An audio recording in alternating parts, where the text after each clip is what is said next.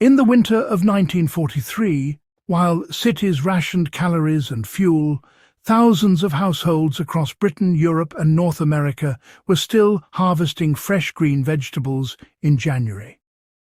Not from heated greenhouses, not from electric grow lights, and not from imported produce. They were pulling spinach, lettuce, scallions, and even young cabbage straight from frozen ground, using cold frame methods so simple and effective that honestly, modern gardeners would barely recognize them today. These techniques were not hobby gardening tricks. They were wartime food security systems, refined under pressure, designed to work when coal was scarce, glass was rationed, and failure meant hunger. What makes this story uncomfortable is not how clever these systems were, but how completely they vanished once convenience replaced necessity. Tonight, we are reopening that knowledge and examining 9 forgotten potato cold frame techniques that still produce greens in January, using nothing more than timing, insulation, and, well, a bit of common sense. Cold frames were treated as food infrastructure, not garden accessories. During the Second World War, cold frames were considered essential household infrastructure, particularly in Victory Gardens. They were positioned deliberately near south-facing walls, hedgerows, or stone foundations that absorbed daytime heat and released it slowly overnight. The frame itself was shallow, low to the ground, and sealed tightly to prevent heat loss. Wartime manuals emphasized soil depth over frame height because roots needed thermal stability more than leaves needed space. Today, gardeners often build tall cold frames and wonder why winter growth stalls. The wartime approach favored shallow growth with reliable root warmth, producing steady greens instead of fragile plants. The angle of glass was calculated to capture weak winter sun. One forgotten detail was the precise slope of the cold frame glazing.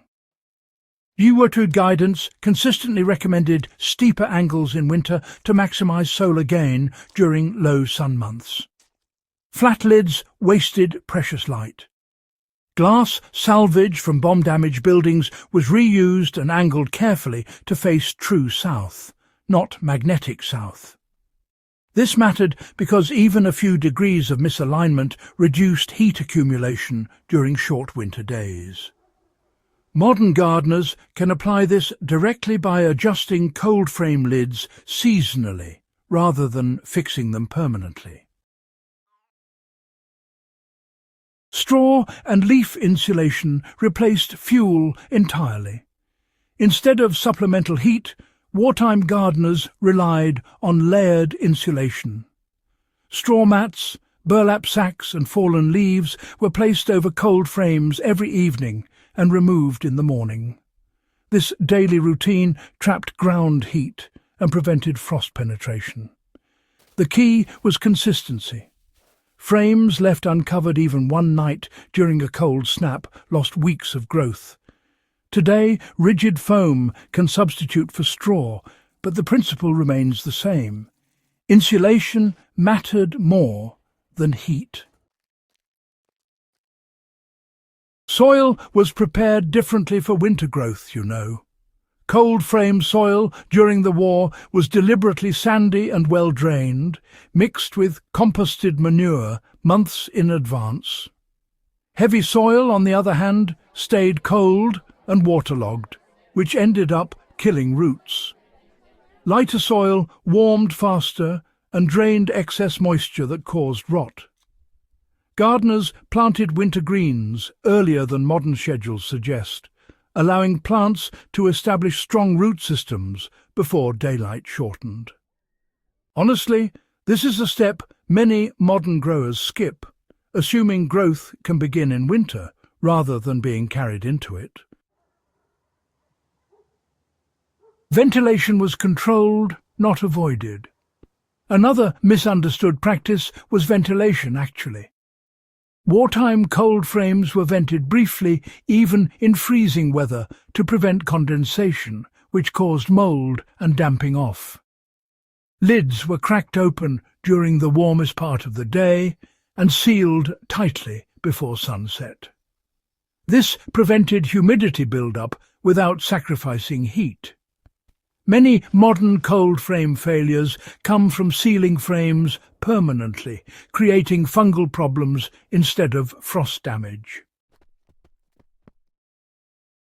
Crop selection was brutally practical. Not all greens were treated equally, you see. Wartime gardeners favoured mache, claytonia, winter spinach, and certain lettuces bred specifically for cold tolerance. These varieties did not grow fast, but they grew steadily. Kale and cabbage were started earlier and overwintered as juveniles. Applying this today means choosing varieties designed for cold survival, rather than forcing warm weather crops to struggle. Sequential planting ensured, a continuous harvest. Rather than planting everything at once, gardeners would stagger their sowings from late summer into early autumn. This created a rolling harvest through winter, which helped prevent sudden gaps. Each planting matured at a different pace, spreading risk. Modern gardeners can easily replicate this by planting small amounts every 2 weeks, instead of relying on just one sowing. Cold frames were integrated with root cellars and kitchens. Many cold frames were built directly outside kitchen doors or above shallow storage pits. This reduced exposure during harvest and encouraged frequent picking. Greens harvested regularly stayed productive longer. The lesson here is placement. A cold frame across the yard is used less often and loses value. Convenience was part of wartime efficiency. Why did these techniques disappear after the war? After the Second World War, cheap fuel, refrigeration and industrial agriculture made winter growing unnecessary for most households. Knowledge that required daily attention was replaced by systems that required none. Cold frames became hobby items rather than survival tools. What was lost was not just technique, but mindset. These systems worked because people relied on them. Why does this knowledge still matter now? These Second World War cold frame techniques still work because they obey physics, not trends. They require no electricity, no special equipment, and no ongoing cost. Anyone with soil, basic materials and discipline can grow fresh greens in January using methods proven under wartime pressure. If this kind of forgotten history matters to you, and if you value practical knowledge that stands up to hardship, subscribe to the channel and share this video with someone who still believes self-reliance is worth preserving.